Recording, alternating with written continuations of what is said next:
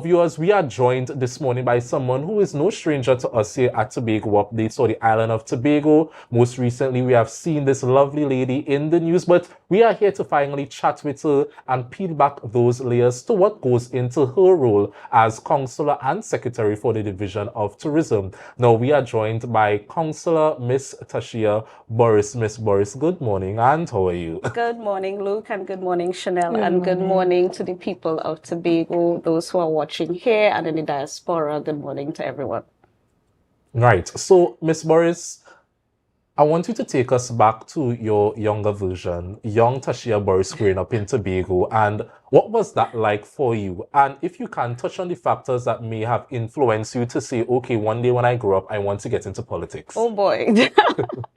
Well, I never said that to myself, to be honest with you. I spent the first half of my childhood growing up in Scarborough, obliquely oppositely our boys' pan tent. So pan is in my blood. Okay, I nice. love the instrument. I can't play, but I love pan.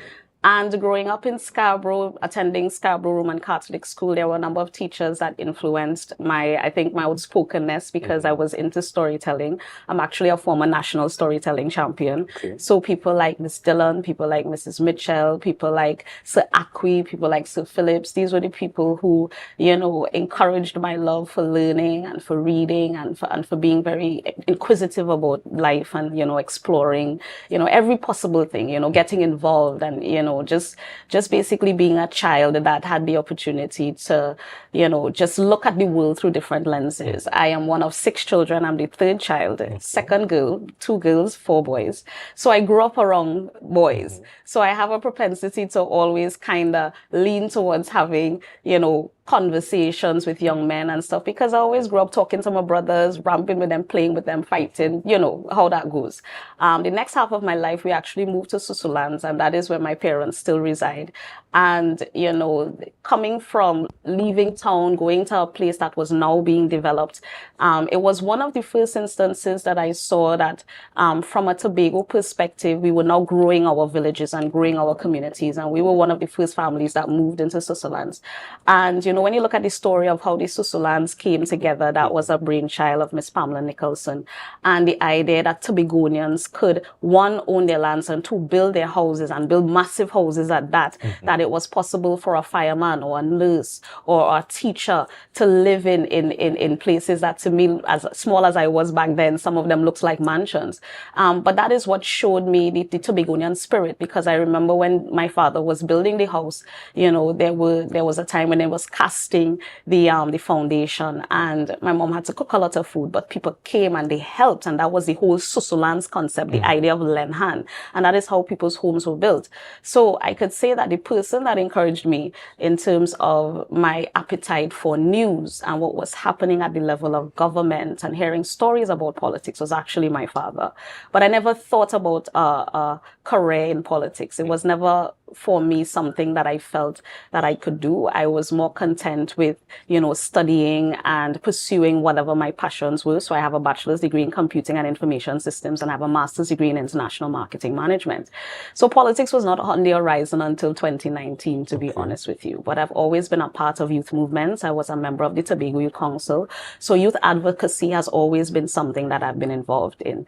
But as I said, 2019 was the year all of that changed. Great. I noticed particularly that you didn't mention the influence of Mr. Watson in your political career, because I know very recently you made a post on social media reflecting on the connection that you guys had in that election when you went up for Tobago West and he was in Tobago East, and hoping that, you know, that level of fight in him could be reignited. Has Mr. Duke played an integral role in your political career? And how has that been, that dynamic for you, looking back and realizing that this is a man who could truly contribute positively, but you are seeing him going in a way that is counter to what you know that he could really produce? So I think that my story is particularly unique because I sit in an administration and I'm the only one that has run for a general election. And several things are true all at once. Yes, Mr. Duke gave me my start in politics. He gave me an opportunity. And for that, I would always be grateful, because I wouldn't be sitting here if he didn't give me that opportunity. But I also would not be sitting here if the current Chief Secretary and my political leader, Mr. Fali Augustine, didn't choose me to be a councillor and pick me to be the Secretary of Tourism, Culture, Antiquities and Transportation. But to answer your question, I mean, my perspective and my history of the situation might be very different to what Mr. Duke remembers. I do remember us campaigning very hard. I remember us winning the hearts of the people of Tobago. I remember how it felt like if we were unified in this purpose of getting this autonomy for Tobago. However, but I also do remember that 2 days before the election, he went on the platform and essentially threw away the election. And that is not erased from my memory. And it is not erased from the memory of many people who stood there knowing what they contributed to that particular cause.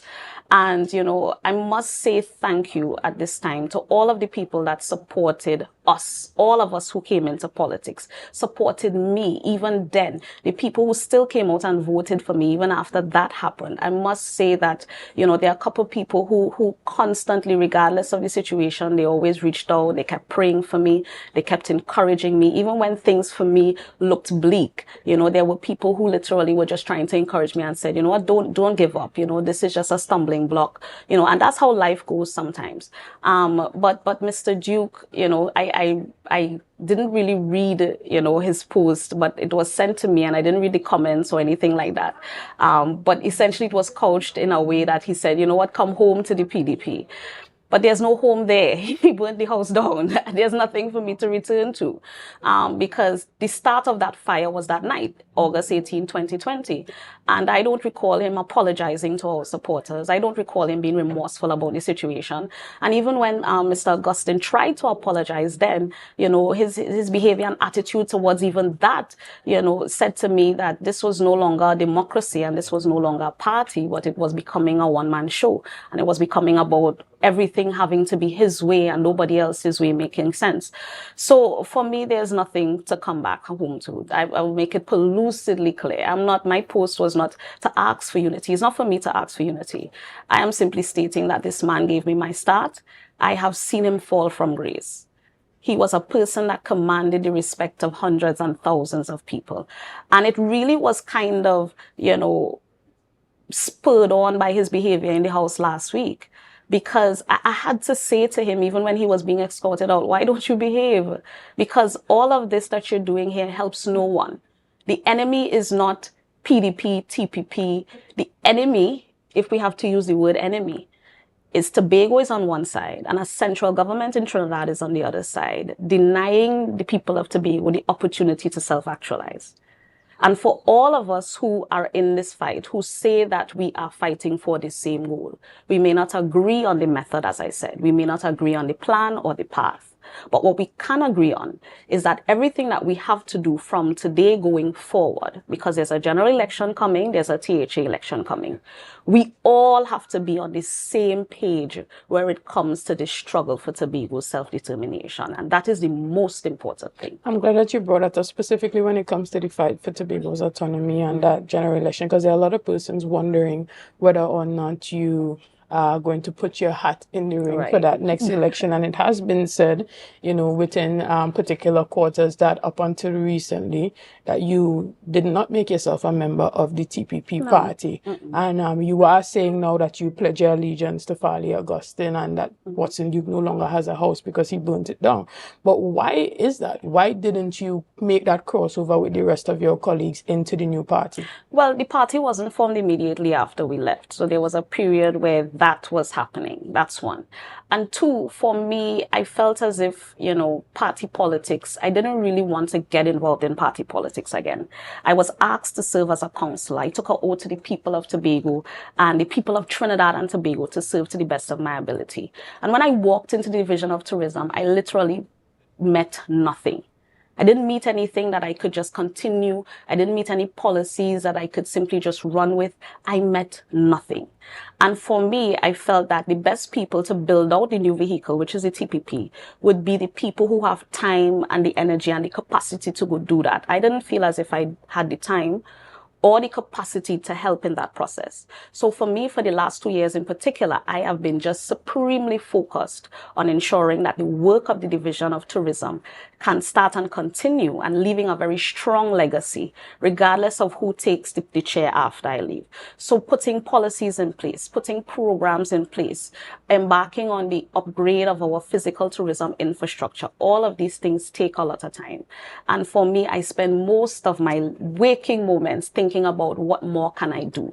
So that I believe that the party has its talented people who are able to build out those structures, and that certainly I have made myself available to be of assistance. I have indicated to the Chief Secretary and my colleagues on many occasions, I am always here to help, because we all are part of the same team. We all are in this struggle together. We have all suffered together. We have all been heartbroken together. We have all gone through experiences that would bind us together. Even that whole situation with Audio Gate and the police searching and whatnot. These are things that bind people together. When you have to pray for your colleague, or you have to pray to intercede for people, you know, people don't understand that these things affect family life. They affect mental health. They affect how people look at themselves. And we have gone through a lot in the last 3 years.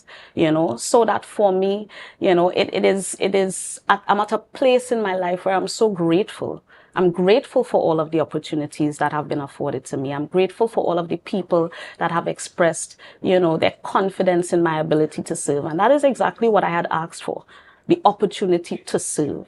And, you know, in this time, service is of paramount importance to me. And I will continue to be available to assist. And I know that there are many people now looking for a political home.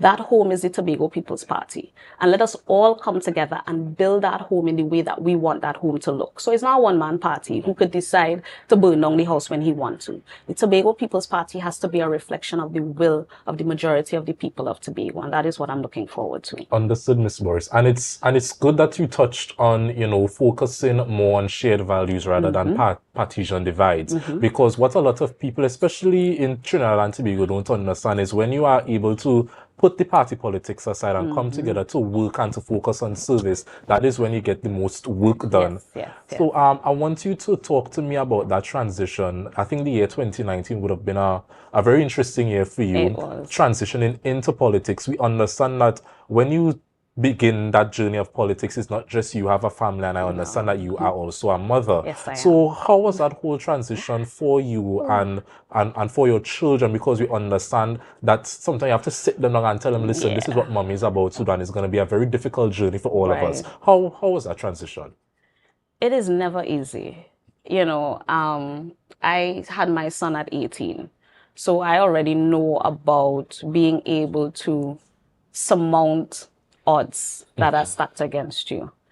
And, you know, no man is an island. I have a very strong family support system. My parents played a very critical role in ensuring that I could still be a mother and still pursue my education at the same time. I didn't have to choose.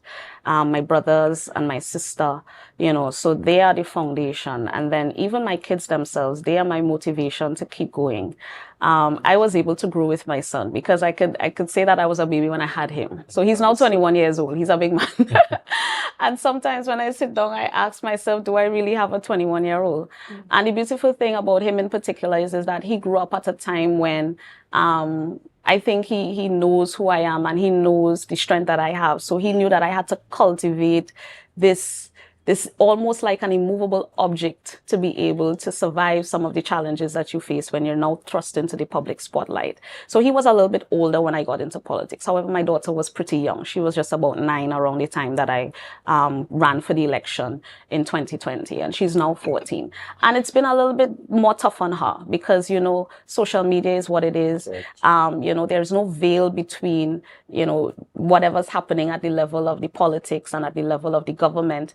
And, you know, even to someone as young as her in the schools, you know, because, you know, there's no separation anymore. They see you in the streets and they be like, look, Tashia, and me look at you and call you by your first name.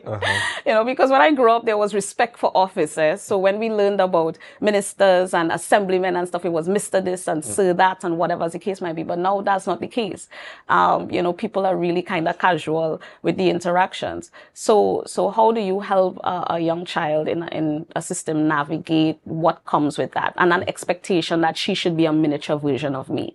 So as a mother, I try to encourage her always to never forget that she is her own person and that I'm proud of her regardless of what she decides to do with her life, that she doesn't have to follow in my footsteps. She doesn't have to be a politician. She doesn't have to study computing. She doesn't have to study marketing. She can be an artist. She can be a dancer. She can be a lawyer. She can be the best garbage collector in the world if she wants to. Once she's happy and once she has, as you said, those values instilled in her, you know, that pride in herself, that pride in where she came from, you know, integrity and honesty, just being a good person. Those things are important to me. So, you know, as she grows, she has grown.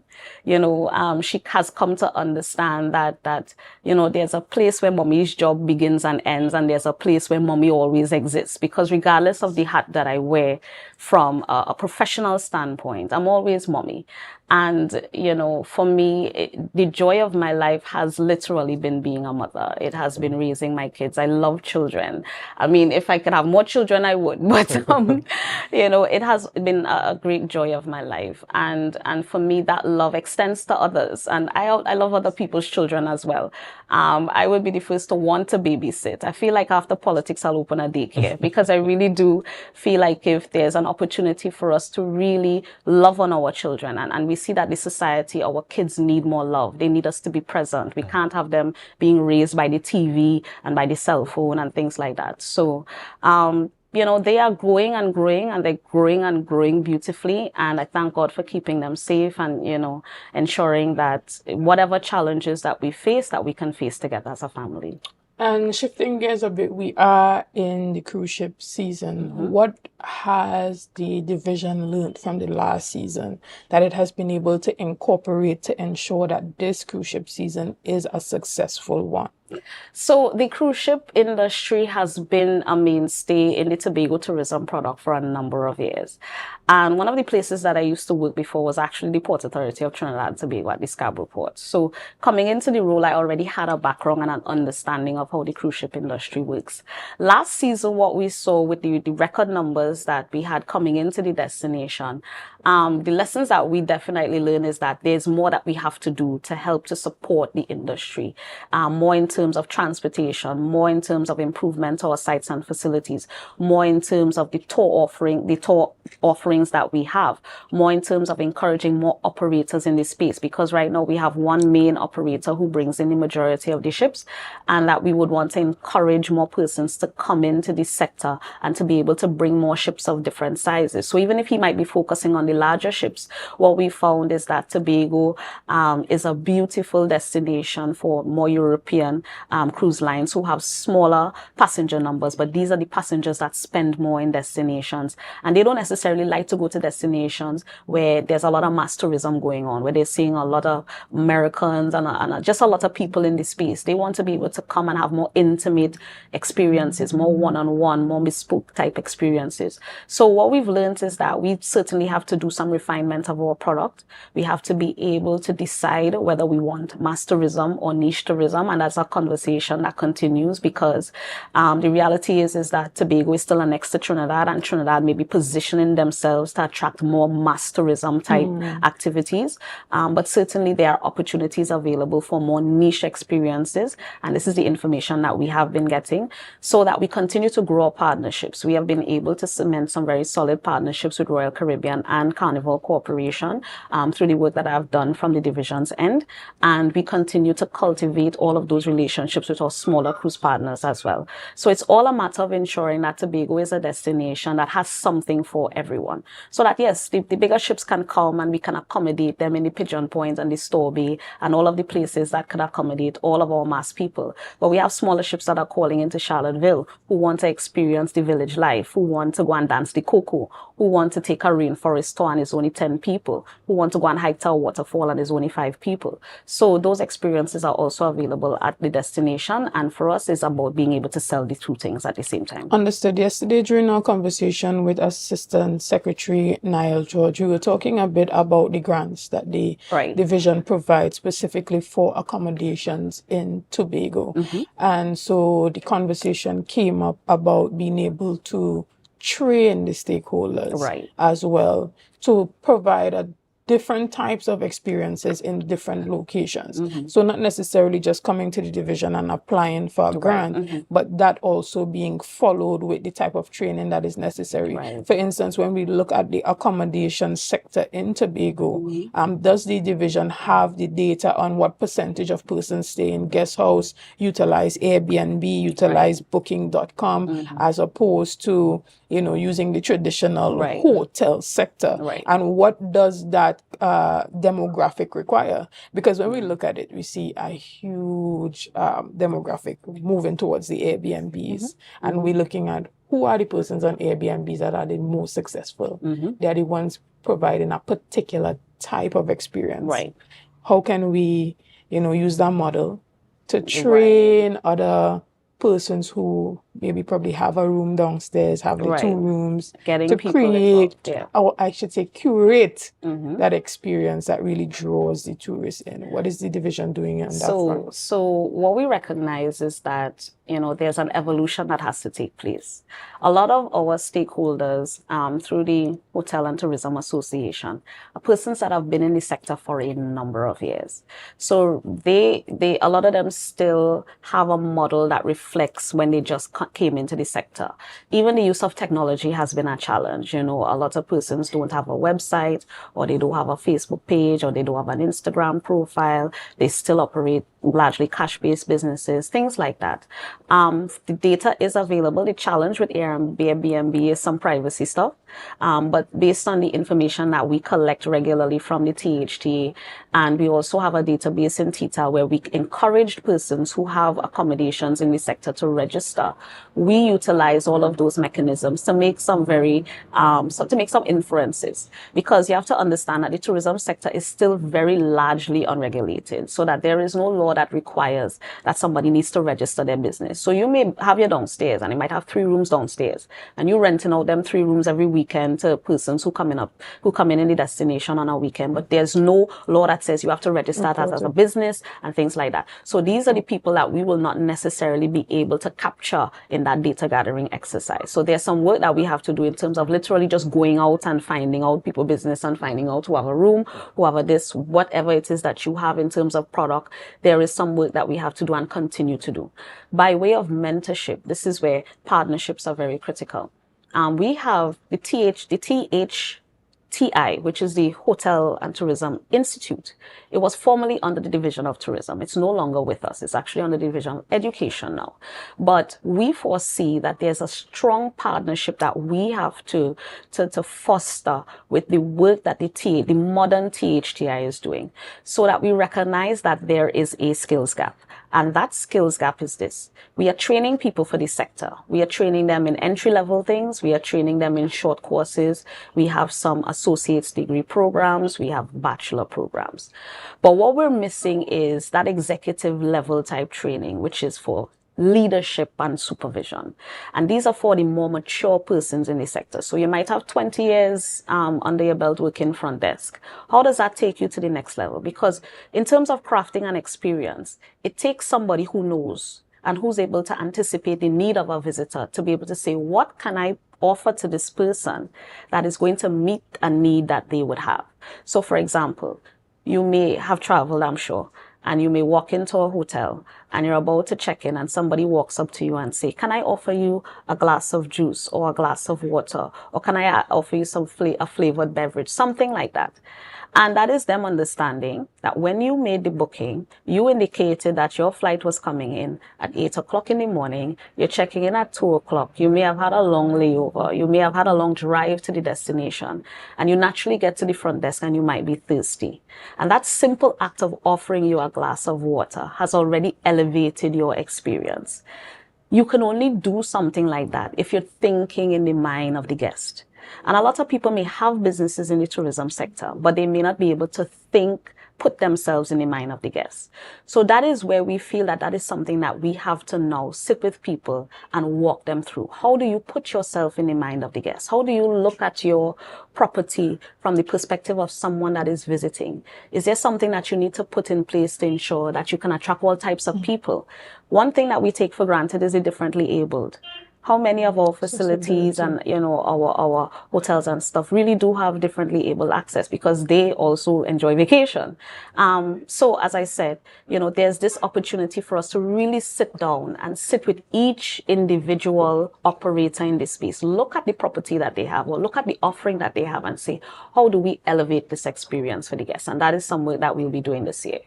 Very good, Miss Burris. Now, before we continue the conversation, viewers, we're going to take a quick break and we'll be right back. Just remember to share the live, share the live, share the live. Good morning, and welcome back to Good Morning Tobago right here on Tobago Updates, guys. I'm here again in studio with my colleague Luke James. Yes, Shenell. And we are continuing our Beneath the Surface series. So, Luke, for you this morning, when it comes to tourism and youth involvement, I know that you are very heavily involved in youth involvement. Correct. And we have seen a number of young persons being able to be involved with tourism and have their say.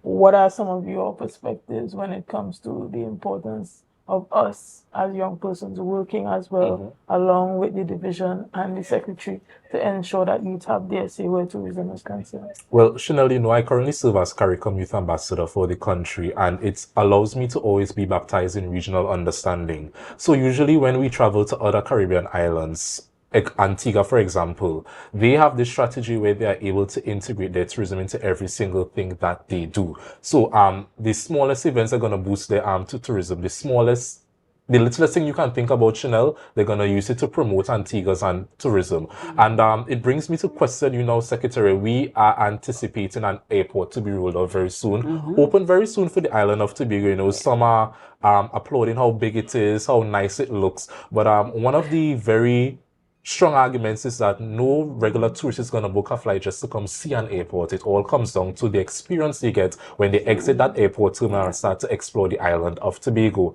Now, I understand that you have also been able to, baptize yourself in regional understanding and see how other islands use their tourism and market their tourism and promote their tourism. Recently we saw in Antigua when they had the International Conference to Small Island Developing States. While internationally that was a conference to really boost governance, Antigua was able to use it to boost their tourism. Yes. So how can we see some of those strategies rolling out in the island of Tobago? So you've asked a couple things in one question. Yes. Right? So let's touch on the airport. We all know how that project went down. And it still has left a sour taste in the mouth of some persons in the southwest of the island. And, this is another demonstration that, Tobago really needs to get this self-determination, because a project of this size taking place on the island, almost $1 billion in expenditure. The Tobago House of Assembly should have been a partner at the table when this was being executed, because you talk about a correlation between building an airport and the product. So what we have is we have an airport. We can't tell the people to rip it and take it back where it come from, But what was done to really invest in boosting the product that is on island? And I could tell you what was done. Nothing. The reason why I can say nothing is because obviously I sit in the chair.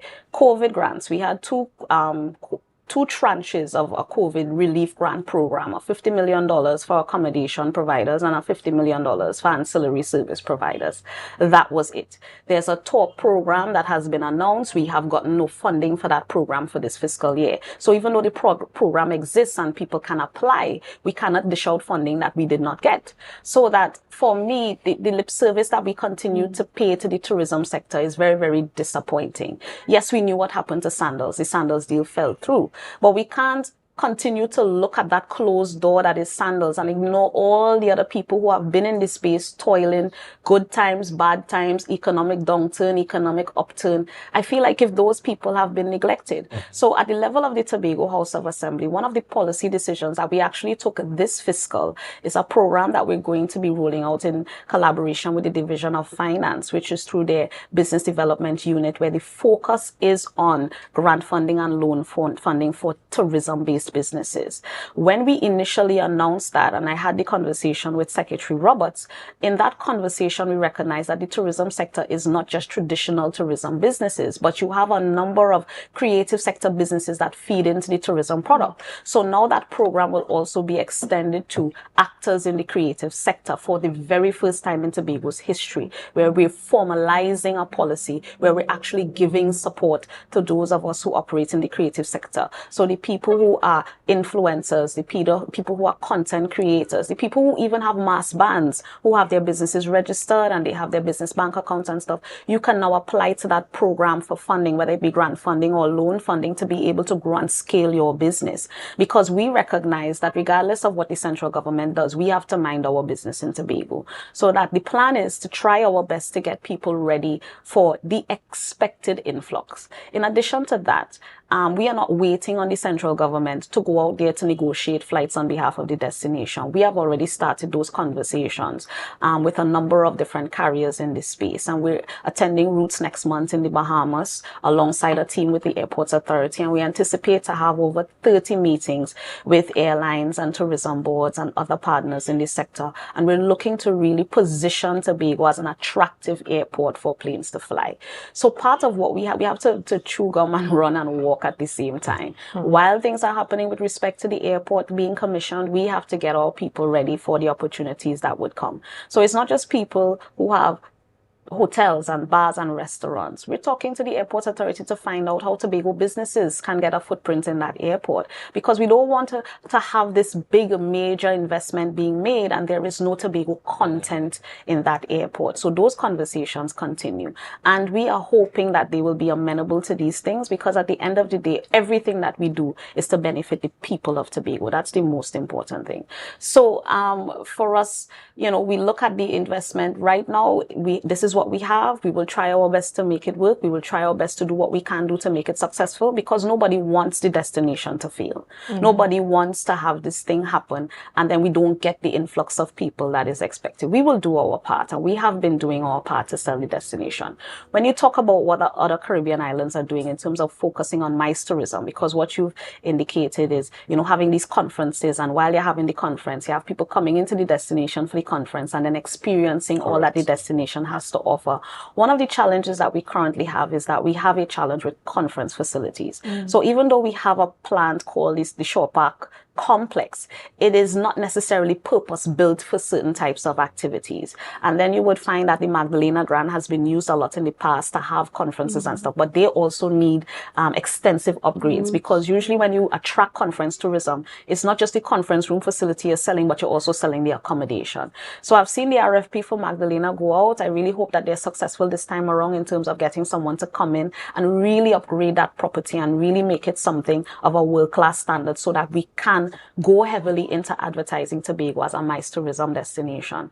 But the things that you talk about in terms of them selling the destination, everything that they do, whether it be you have an influencer, whether it be you have a festival, whether it be you have weddings, whether all of these things we are doing with our different stakeholders in this space. And I could talk about two examples.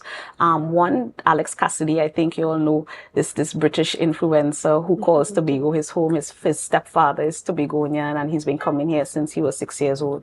We took him out on some activities to be able to show him the undiscovered Tobago. So he's been coming here since he's 6, but there are places in Tobago that he's never visited. And we were able to take him to Twin River Falls in Goodwood. We were able to take him to Little Tobago Island. And he's been creating content to be able to showcase to his followers to say, hey, look, Tobago, greatest island on the planet, undiscovered, unspoiled, you know. And these are some of the ways that we are going in terms of getting some influencers on board and different types of influencers who have different audiences on board with selling Destination Tobago. A second example that I would give you is wedding tourism.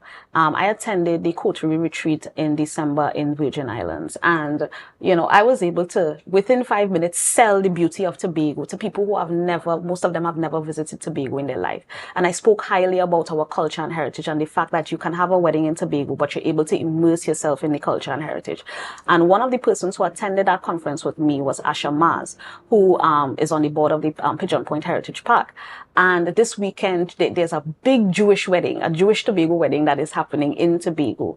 And when you look at the size of the wedding tourism industry, when these people come into a destination, they are not just bringing the bride and groom and their families, they are bringing guests. All of these people have to stay somewhere. They are bringing, some of them are bringing service providers, some of them are using sub-service providers here.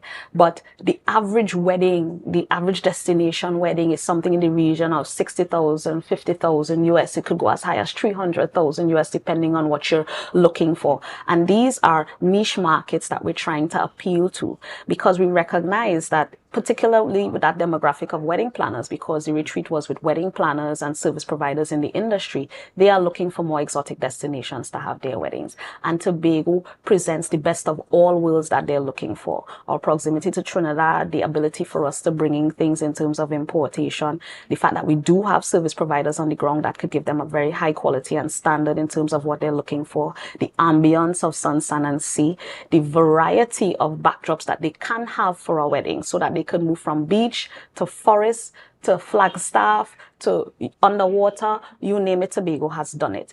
And, you know, these are the places that we are looking at building focus on. So yes, we will sell sun, sand, and sea. Yes, we would sell event tourism. Yes, we will have our domestic market coming every weekend, regardless of what is happening in Tobago.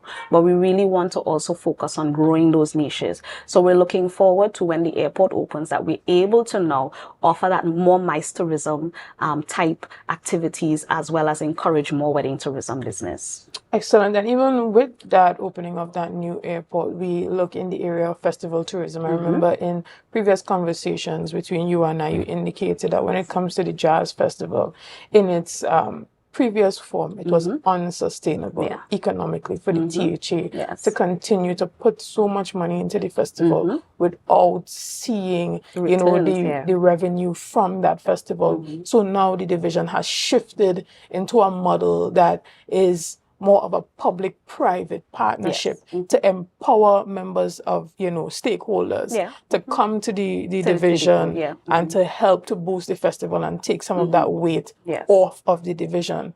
But there has been some questioning around that. Yesterday we saw that you said that the festival has a budget of, I believe, $9.3 million for that festival. And you are hearing different things coming out from on the minority side, and persons are asking questions surrounding that festival. Who is the promoter? Why was this promoter chosen? What was the business plan? Right. But are there any things that you want to clarify for Tobagoans when it comes to this festival, where Buju Banton is going to be gracing the shores of Tobago come Easter? So what I want to put out in the public space regarding that is, one, to firmly reiterate the position of this current THA, and this was enunciated by our Chief Secretary since April of 2023, that we will not continue with the Tobago Jazz Experience, because the Tobago Jazz Experience was a festival that was 100% funded by the Tobago House of Assembly. So that the last iteration of the Tobago Jazz Experience cost the THA something in the region of about $12.6 million. Don't quote me on the 0.6 part, but I know it's more than $12 million.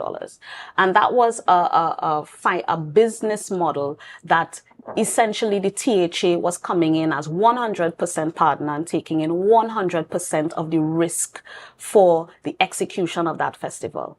And the joint select committees that the TFCL was called to, because we had to appear before 2 joint select committees over the last 2 years where questions were asked about the Tobago Jazz experience in terms of expenditure and revenue. It was clear that the Tobago Jazz experience was not designed to create revenue. And we always talk about the fact that, it is there to encourage people to come into the space, to come to Tobago, to stay in hotels, restaurants, bars, etc. We feel like if that is something that we cannot continue. And we did make mention that this is something that we are looking at and we will not be able to continue, but we're looking at moving towards a model where the THA is not taking on 100% of the risk. So let me clarify. The questions in the House did not ask me about a promoter. There were 3 questions that were posed by the minority. 1, are we deviating from the policy that we put out there in terms of moving away from the TJE? Because I think they felt that all we simply did was abolish the TJE and bring this new thing called the Tobago Rhythm and Soul Festival, and it's the same thing. And I answered that question. I said, no, we're not deviating from the policy. The policy is that the THA is not coming in 100%, that we are seeking partnerships with stakeholders, promoters, etc., to be able to host an event where the THA can come in with some risk and the other party or parties can come in with some risk, right? The second part of the question was the budget for the Tobago Rhythm and Soul Festival. And I also answered that question. The budget was 9.3 million, and this is broken down over the 3 nights of activities and other expenses. So there's a budget for the gospel night, Melodies from Heaven. I think that's just under $1 million. There's a budget for the Buku Seafood and Jazz. I think that's 1.5 million. I think the budget for the fusion event, which Buju Banton is the headliner, the budget for that is 4 million thereabouts. And then there is money for all the other expenses, infrastructure, marketing, paying of staff, things like that. The Tobago Festivals Commission Limited is an independent company of the Tobago House of Assembly, and they are empowered to get into arrangements with anyone. And they have their process, and we are guided by the relevant policies. They are guided by the relevant legislation. They have a CEO, a very competent one at that. They have a board, a very competent one at that. So when the proposal, whatever that process was, because this secretary was never involved in the process, which is the rightful thing to happen. The secretary is not involved in the operations of the companies. We provide general oversight to ensure that the companies carry out the mandate. And the mandate of the Festivals Commission is to boost events tourism on the island through the hosting of their own events and partnerships with other persons in this space who are in the events tourism industry to be able to host their events. So whatever the process was, that went through the Tobago Festivals Commission, through the CEO, through the board. It was vetted by the CEO, vetted by the board. They accepted whatever the proposal was. And what that proposal essentially entails is that the promoter, that person, and there will be an opportunity for the CEO to be able to give more details as to what that process was and how that came about. But essentially, the promoter is treating with mainly that fusion night, which was Buju Banton. And it was felt that instead of just letting Buju come and there's a 1 night only, that we can build out something around that. And there's an agreement that whatever revenues come from this, and that is why I said the THA does not make any profit, because the THA as government does not make any profit on these things. It's the company that will make profit. So that whatever the arrangement is, whatever the contract is, because I don't think I'm empowered to give certain types of information, because obviously there will be contractual arrangements and you know, there's conversations about protocol and who's supposed to disclose and who has to seek permission to disclose. So currently I don't have permission to disclose, so I would not put myself in legal trouble. But who is empowered to disclose will make themselves available to disclose. But whatever the situation is, naturally it has to go through several iterations of checks and balances and accountability to ensure that all is above board. And I trust that the CEO and the board have done their due diligence. And in addition to that, it ensures that the THA is not coming in with 100% support. So we are not paying $9.3 million to a promoter. We are not spending $9.3 million.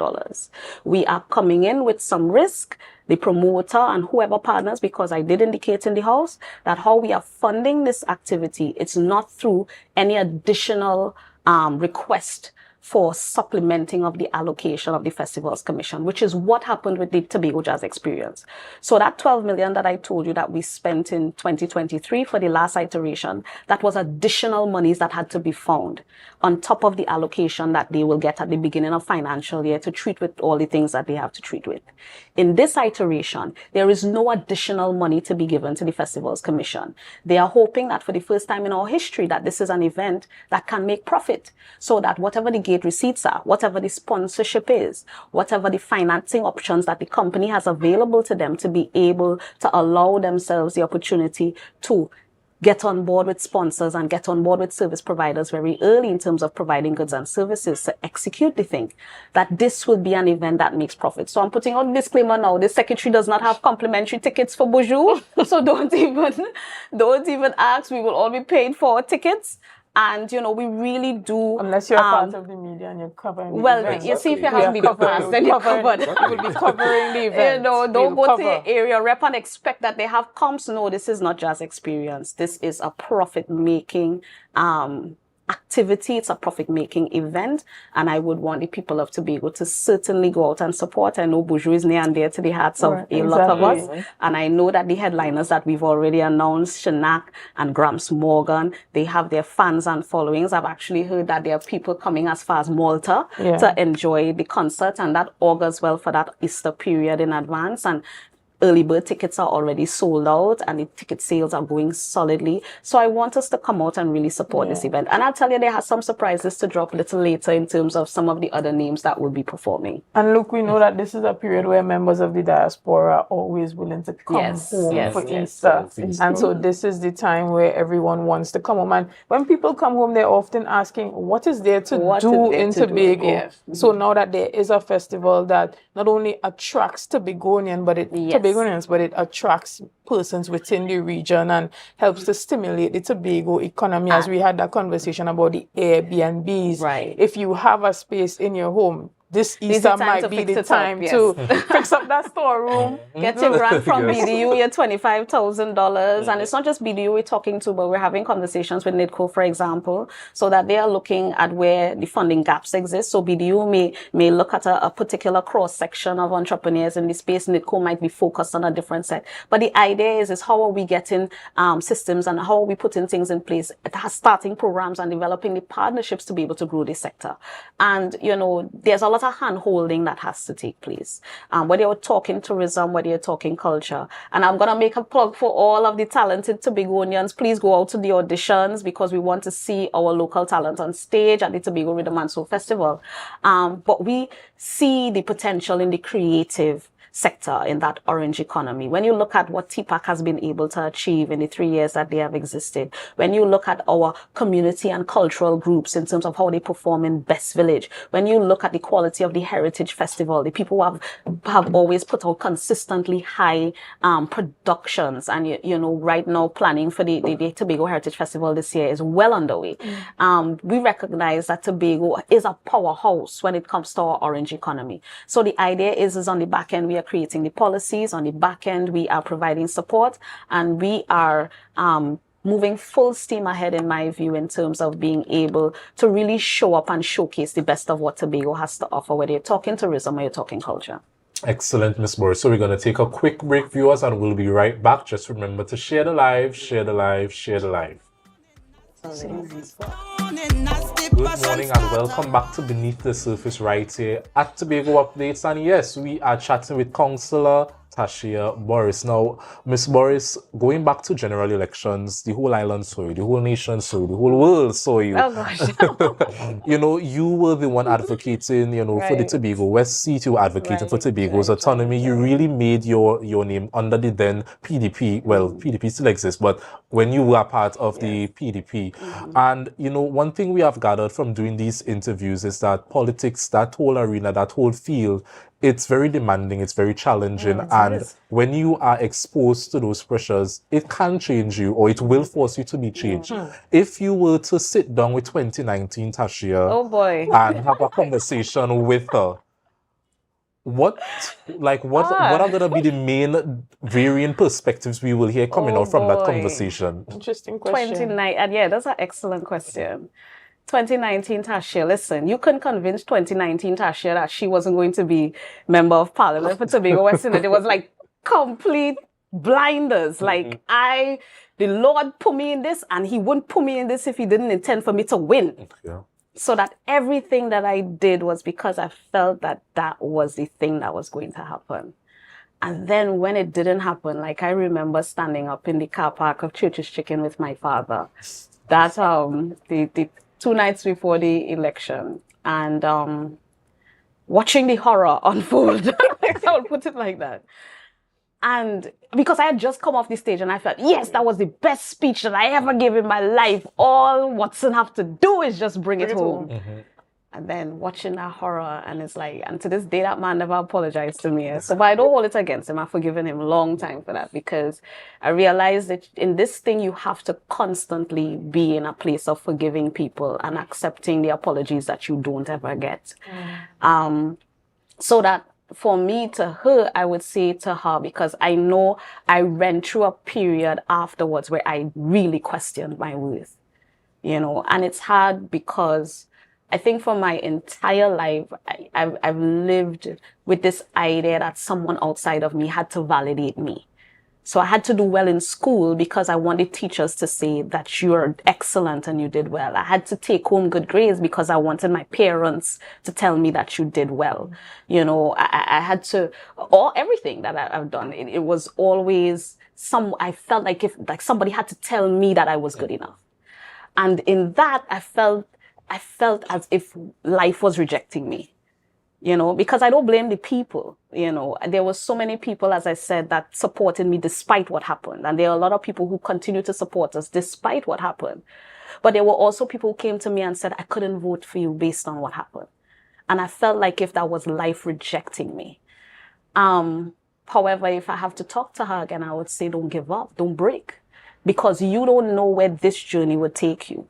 You see something in front of you today and you assume that that is what it is. That's not what it is. We had to lose in 2020.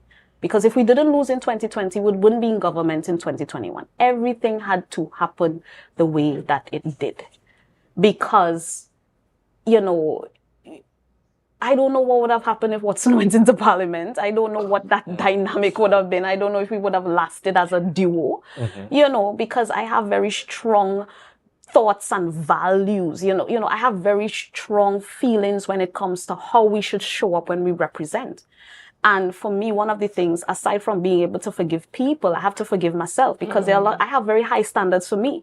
So even when I go into the division and something don't happen the way that I want it to, I have to go home not beating myself up, you know, because remember, you're not an island. You have to depend on an administrator. You have to depend on staff. And when you have to be the one who has to inspire and motivate people to work, and it might be the first time that they actually being forced to work in years, it's an uphill battle. So that everything that you go in there bright-eyed, bushy-tailed, hoping that it would happen because it's you, that's not what I meant. And every day is a battle. But I would tell 2019 Tash, don't give up, don't break. The faith that you started this journey with is the faith that would see you through. And one of the things that I've particularly been thankful for during this journey is that I got baptized in May of 2023. Wow. And I feel like if my faith has been even more strengthened, the first 2 years of being a Christian have been the hardest years of my life. But they have been the happiest years of my life, because I have a peace that passes understanding. It doesn't matter what happens outside of me. And trust me, the weapons form, they're all over. They are unwashed and illiterate. They are AKA haters. They are always people who will always come into a space and try to make you feel as if you are less than. There are people who will come into a space and make you question what your talents are. There are people who will come into this space and try to discourage you. There will people come into this space and say the worst things about you that are not true. You have to find a way to not let that water get into your boat. And I'm not saying that I've always been strong. There have been moments that I've wanted to give up. There have been moments that I wanted to write that undated resignation letter and just have it sit down so that when I really had enough, I could just put the date and hand it in. But I thank God every day, because I come from a space of just, as I said, being extremely grateful. I am grateful for my chief secretary and political leader, and we went to school together, so I've known him for so many years, simply having faith and courage in me to serve at this time, for giving me the opportunity to serve. I'm thankful to my team, to our colleagues, all of us, because we've been in this fight together and we support each other. We support each other in our divisions. We support each other on a personal level. I have seen so much growth in all of us over the last 3 years. And I look forward to watching everybody's journey. And for me, I don't know where politics is going to take me. I have not submitted papers to be considered as a candidate for Tobago West, because I feel like if my journey has moved from that place, you know, I really appreciated the opportunity to offer myself to the people of Tobago. And I'm so very thankful for every one of you who has followed me and continue to, as I said, encourage me and pray for me. I hold that near and dear. And for whatever it's worth, you know, I am leaving behind, I think, a very strong legacy for anybody who comes in the chair after, because I don't know what the future holds. But I certainly know that Tobago's tourism is in better hands. Its culture is in better hands. We're putting some systems in place to support our young people. We're improving our sites and facilities, and I'm excited to roll out some of that stuff later this year. We're launching our Dr. Cat Scholarship Program. So now we're sending people to go and study in the sector to be able to come back and contribute in a real way. We have our very strong partnerships with IDB to have our regional internships, strong partnerships with our cruise partners. Tobago has an excellent reputation at the level of the CTO. We have a platform in the Caribbean and the ear of many tourism ministers throughout the Caribbean we have put Tobago on the map in their eyes. And I'm very proud of the work that we have done. And, you know, as I said, gratitude is a must. It is the thing that I go out in front with every single day. And I just continue to be guided by the Most High in everything that I do. Understood. And I mean, there are so many questions left to be asked. You know, there are so many things that we still had on the order paper bring in this morning. But unfortunately, we are out of time. I mean, we wanted to touch on so many areas in terms of entrepreneurship and young persons feeling empowered to come to the division with their ideas. And, you saying that it was something that you were bright-eyed and bushy-tailed about, but even in your own Christian faith, we hear them saying delays, not denial. Exactly. So maybe it's just God pushing back the time for you. So maybe we might see you still being the representative. Listen, if the Lord tell me in the morning I need you to go and fry chicken in KFC, I will be the happiest chicken fryer, giving the best service on the greatest little island on the planet. And I want to leave something with Tobago this morning. We have to become fiercely loyal to this island called Tobago. This is not about who you need to vote for, who you feel you're following, because at the end of the day, we know what good leaders look like. What is important is that we as a people, we as a Tobago people, understand that in this time, we have to get it right. We can't take another 40 years to bring home this thing called autonomy. We can't take another 100 years to realize our self-determination. This generation of people who had access to education, had access to GATE, had access to all kinds of learning, and even have access to learning now. You can pick up your cell phone and you can learn almost anything online now. We are the generation that has to bring this home.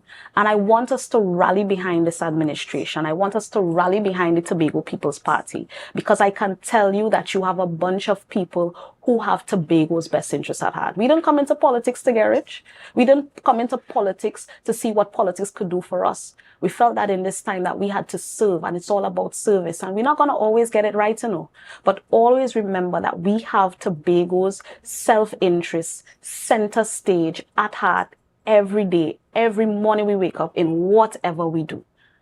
And now is the time for us to say Tobago needs to stand up. We need to be counted. We need to be able to say to those across the waters, we are ready to take our place next to you. And we're not walking away with anything less than that. Yes? So we just have to support one another. We have to be the ones that, this phone here just telling me that, it's time to wrap up. We have to be the ones to bring this victory home.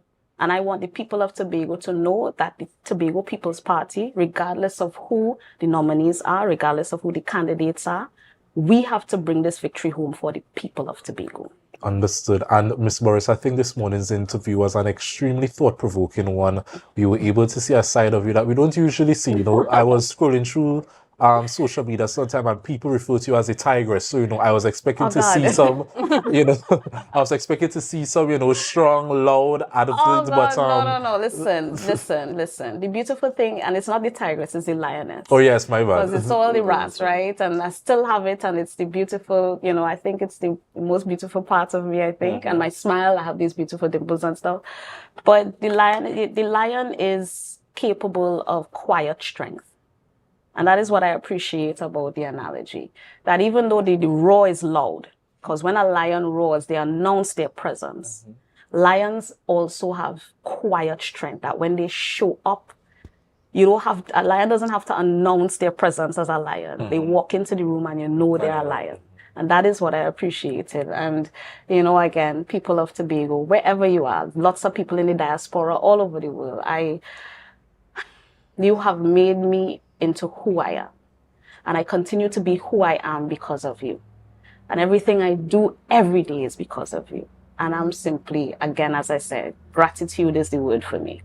Understood. So we want to thank you so much for your time here this morning, and thank you for answering the hard questions. Yes. Behind the scenes, she told us, ask me the hard questions. So we tried to bring the questions here this morning. And guys, we want to thank you so much for your likes, your shares, and your comments, and all that you have been doing to make Tobago Updates the #1 broadcaster here on the island of Tobago. Again, we want to say thank you so much, and we'll see you again tomorrow.